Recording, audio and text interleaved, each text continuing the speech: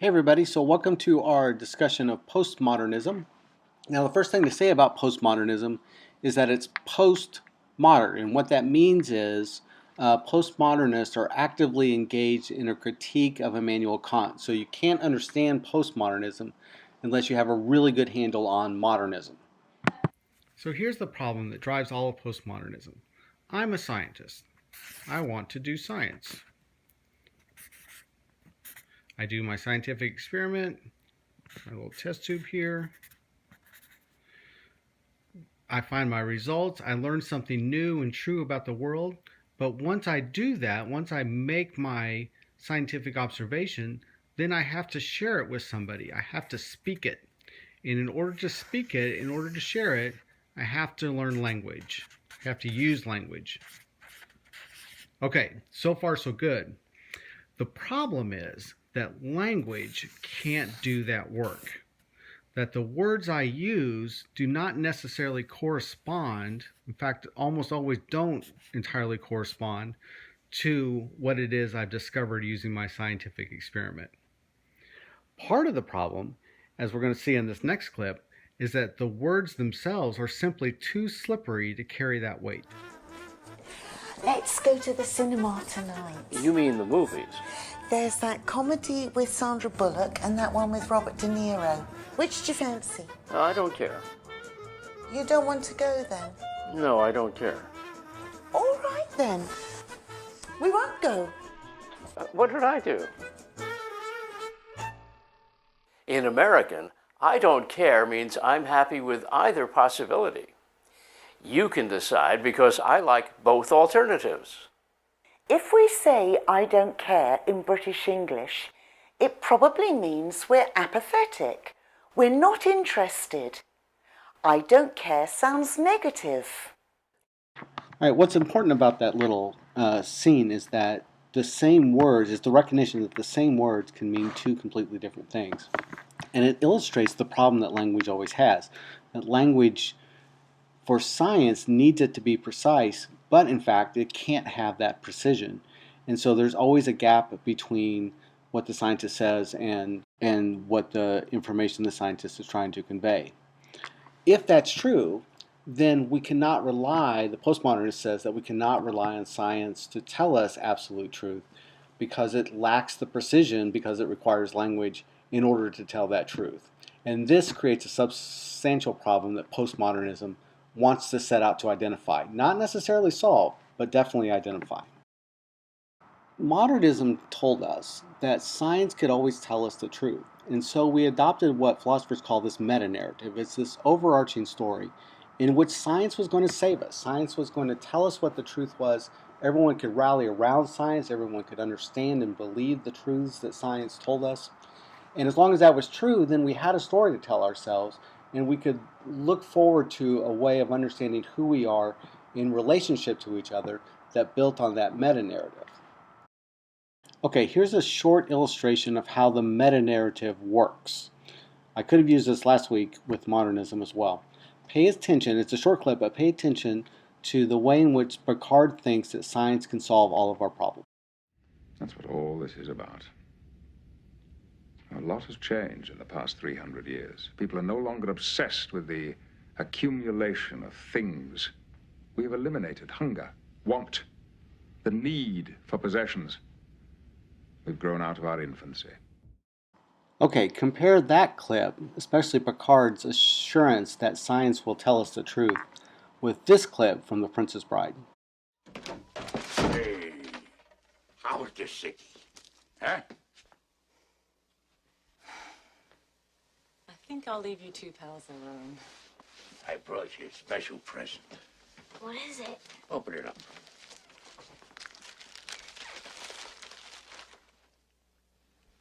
A book? That's right. When I was your age, television was called books. And this is a special book. It was the book my father used to read to me when I was sick, and I used to read it to your father. And today, I'm going to read it to you. Has it got any sports in it? Are you kidding? Fencing, fighting, torture, revenge, giants, monsters, chases, escapes, true love, miracles. Doesn't sound too bad. The reason William Golding framed the fairy tale part of the story with the grandfather reading it to the grandson is because he wants it to be clear that we're never entirely sure what is supposed to be real here. In fact, in the book, the novel version of this, he actually acts like the fairy tale part of it is an actual fairy tale from a real country called Florin and Gilder. And what he's trying to do is just help us recognize that it's all a language game, that we're never 100% sure what is true, what is fairy tale, what is made up, what is imagination, and what isn't.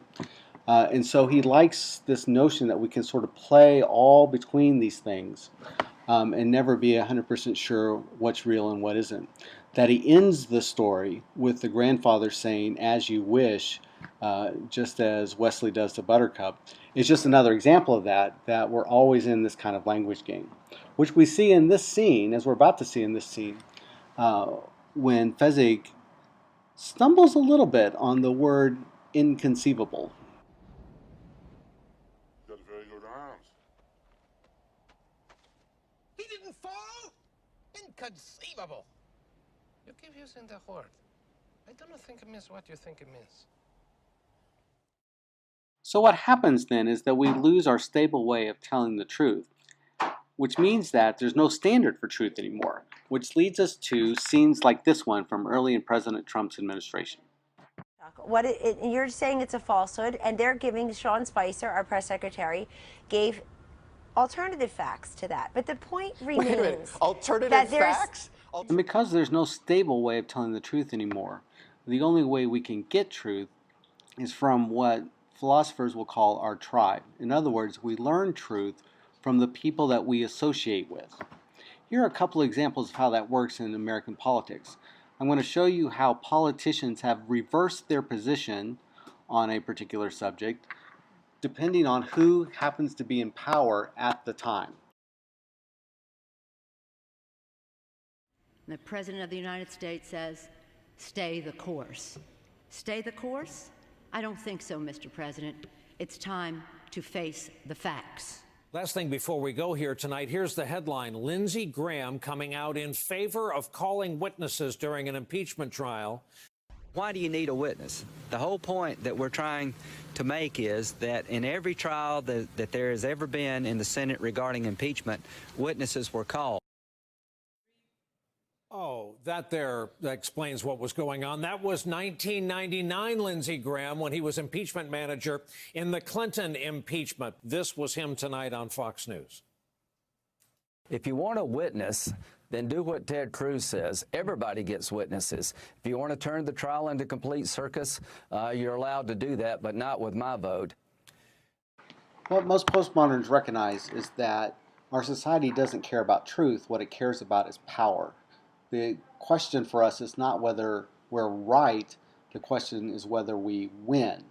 And so for postmoderns, the real issue, the real philosophical issue that we have to tackle is whether it's possible for us to relate to one another without it devolving into a mere search or a mere quest for power. And for most postmoderns, the answer to that question is no. So this leaves us with the question of whether Christians can use postmodernism in any meaningful way. And for many theologians, especially some contemporary ones, the answer is actually yes, that postmodernism provides an opportunity for us to rethink both our relationship to Kant and modernism, but also our understanding of what it means to inhabit the Christian community in the ways in which we are formed by our life within the community, including worship, which is exactly what a really good theologian named James K.A. Smith is talking about in this clip. Christian worship is a kind of imagination station, right? And what's happening is by being, called again and again back into God's story around word and table is, on the one hand, I'm learning all kinds of things explicitly, but I'm actually also absorbing a gospel sensibility at the level of the imagination. I'm learning to imagine the world differently, and sometimes I won't even be able to put that into words. And yet what's happening is I am becoming a character in a different story. So where does all of this leave us? Well, I can think of three things. One is that postmodernism provides a really helpful critique of Kant, and from a philosophical perspective, it's worth paying attention to just on that level. Secondly, I think postmodernism is really useful in the ways in which it analyzes our culture. If you want to understand why Fox News and MSNBC exist, postmodernism can really help because it helps us understand how tribalism works and the search for power works. But most of all, I think postmodernism provides us with an opportunity to look forward to what's next. I saw that sort of coming out of the Smith piece we just watched, but also I want us to think about it in those terms too. Postmodernism isn't enough from a theological perspective. There has to be more. There has to be a meta-narrative that works. So our task as theologians is to figure out what meta-narrative and how can we articulate it in a way that makes sense to our world after Kant.